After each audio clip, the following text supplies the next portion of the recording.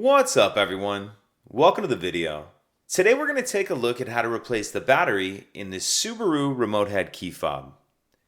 This key fob is going to be for the Subaru vehicles that do not have a push button start ignition, and it's going to use replacement battery CR1620. I'll put a link in the description box of this video to where you can purchase these batteries if you're in need. The other thing I'm going to be using is a flathead screwdriver. So if we grab our key and we take a look down on the key ring right here, on the one side we see this notch right here. What I'm going to do is put my screwdriver in that notch and just pry the two halves of the shell apart. And then if you need to, you can carefully work your way around with your screwdriver, just kind of gently prying up. Then we want to get that back cover off like that. And now we're going to pull this middle piece out here. If you need to, you can just kind of push on the buttons from the front like that. Sometimes it'll just fall out of there. Now I'm going to use my screwdriver to split the two halves of this shell apart.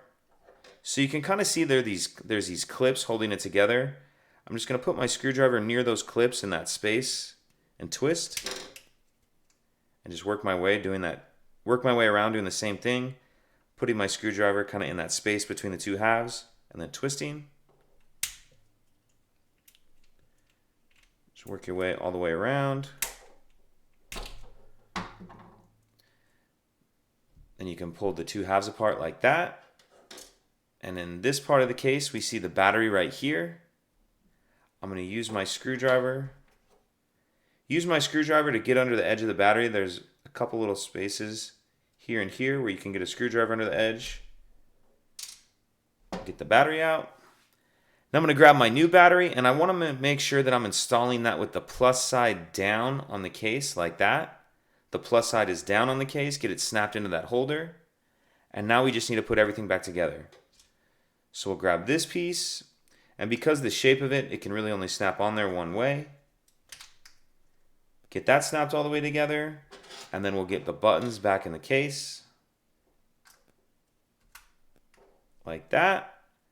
And then snap this back on. And that's it.